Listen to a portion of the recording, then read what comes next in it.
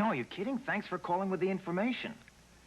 Yeah, I'll talk to you tomorrow morning, and hopefully this will lead to the next step, right? Yeah. Okay, good. Thanks a lot, Mike. Bye-bye. Oh, finally. Mike got a report from a hospital in Portland, Oregon. Rita worked there for a while, so tomorrow morning he's going to call up the head of nursing, see if he can find out when she left and why, and we know something definite now. She's using her maiden name of Stapleton.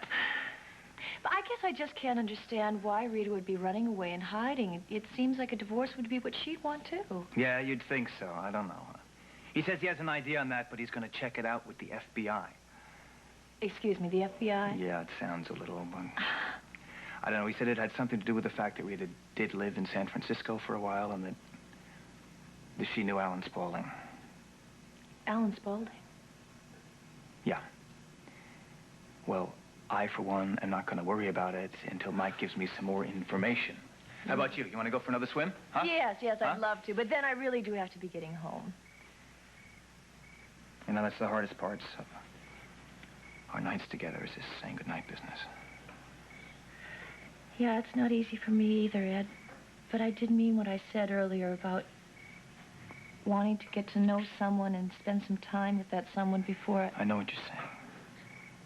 You're right. Yeah. Both just come out of a very lonely time, and we have to, get used to that. I just want to be sure that what we're feeling here comes from a very pure feel. Oh. I'm sorry, doesn't it sound just like one of Nola's old movies? A little bit, yeah. Oh. I think you should know that I have a fair amount of these pure feelings where you're concerned. Well, I'd be a liar if I didn't tell you I felt the same way. I just want to be sure this time you understand that.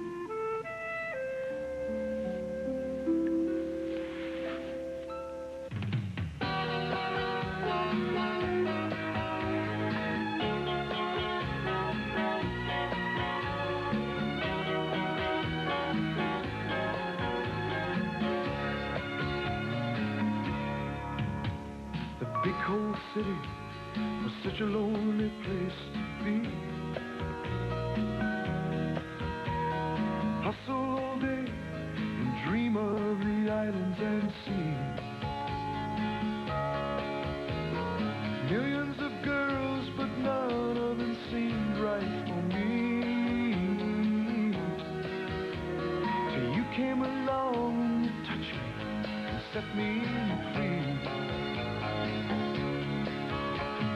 Slipped away last night, eased on down to the Keys. Flying so high, we hitched a ride on a Gulf Stream breeze. Living on love and the fruits from tropical trees. A song in our hearts and our eyes on the West Indies.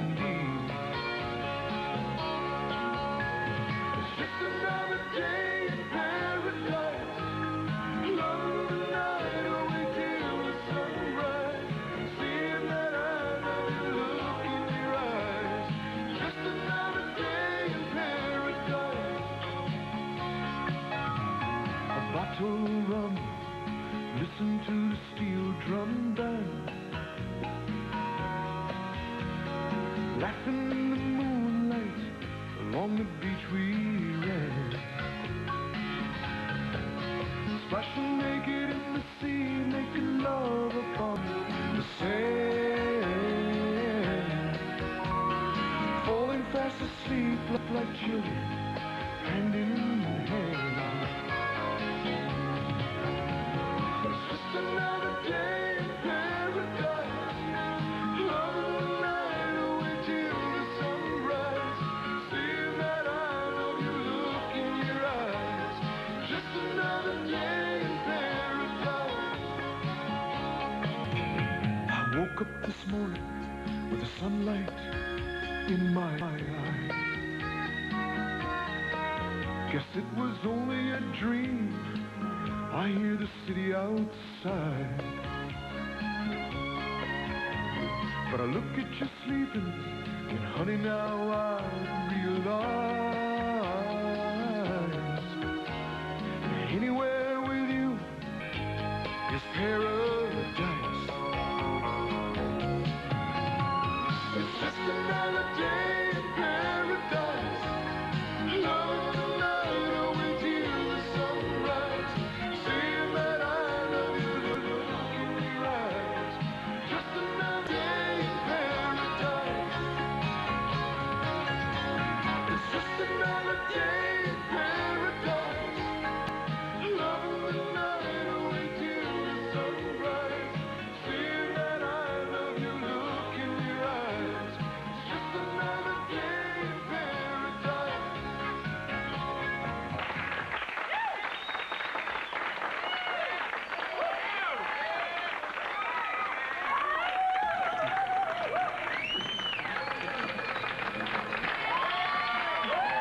Would you excuse me for a moment, Charles? I have an important telephone call to make. Yeah, sure.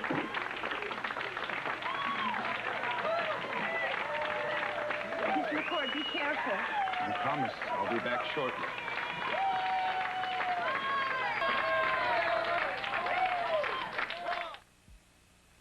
And just before I went out tonight, I had a visit from the local police who asked me all manners of questions. Of course I told him nothing. But I know it's Quentin who's behind this. And he won't rest until he's convinced the authorities that you're responsible for Charles's murder. Yes, I'll keep in touch. But in the meantime, I'll find a way to get what I came for, including revenge on Nola. Yes, until then, take care of yourself. Goodbye.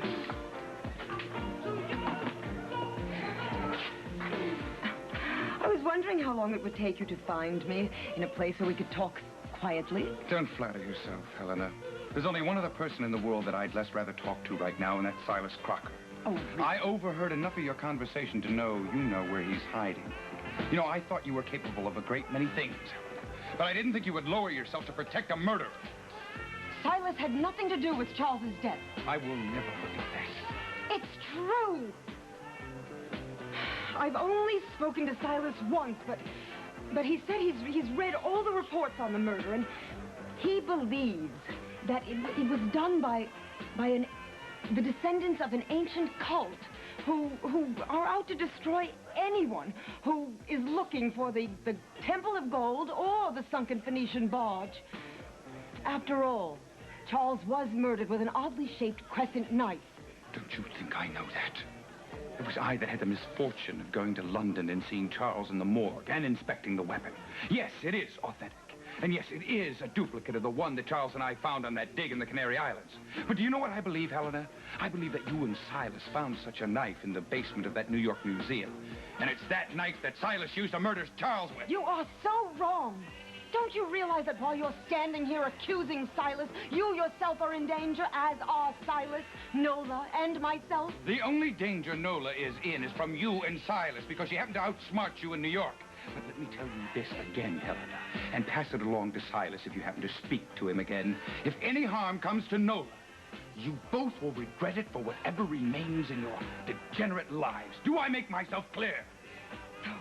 Hey, I was wondering what was taking you so long. Well, I was just having a pleasant conversation with Quentin, but I'm so pleased you're here.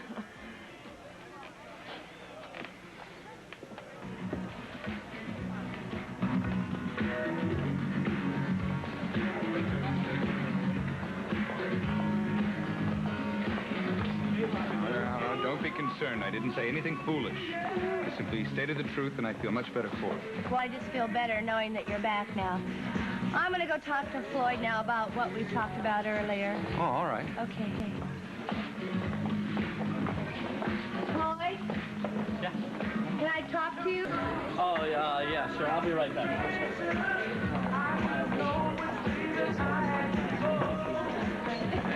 I just just want to tell you that I told Mr. McCord the truth, and everything's all set for the christening tomorrow, so you won't have to feel funny, because everybody there will know the truth. Oh, boy, am I relieved.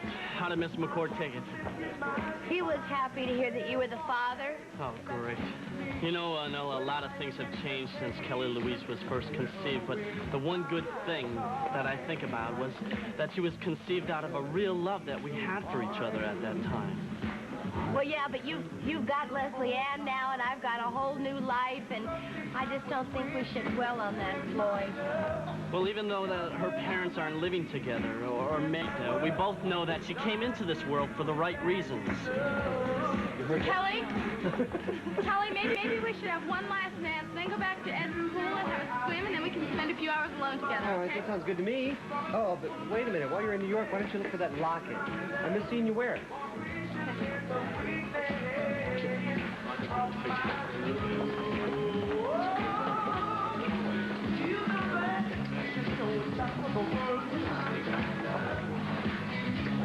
Perhaps we should go.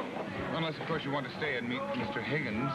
No, I think we should go. I can't stand looking at Helena after what she did to Effie and Professor Taylor. You know, that reminds me, I forgot to tell you that Effie sent her love, and she wants you to keep your promise and one day return to visit her.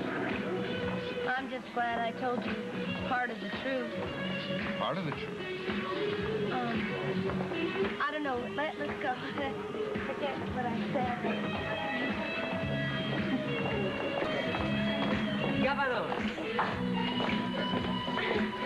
Did you say something? Oh, it's just an old Italian saying, not worth repeating. Oh, well, listen, I really don't know what's going on between you and McCord, but I think you should just relax and forget about it. Maybe we should dance or something, huh? Oh, I'm so sorry, Josh, but I just developed this terrible headache, and I think I should go straight home. I see. Would you like me to drive you home? No, thank you so much, but I don't want to ruin your evening, too. Ciao, my darling.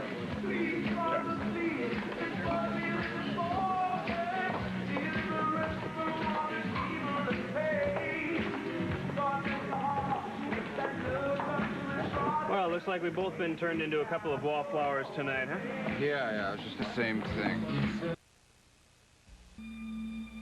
It's been so long. I have to find my way back to Ross before it's too late. I'm not letting you get control again. Everything's going just perfectly now. Ross believes my story about Justin. I'm gonna blast the whole Marlar family for making my life so miserable. Then I'll take off, and you will never get in my way ever again. Help me. Ross. Just help me. Carrie. Oh, Ross. I'm so afraid. Oh, honey, you don't have to be afraid of anything ever again. Now that I know the truth about Justin, I'm going to take charge of everything from here on in. I promise you that. This has been the award-winning Guiding Light. Fashions provided by Lily Rubin Salon, South-Southwest, Albert Nippon.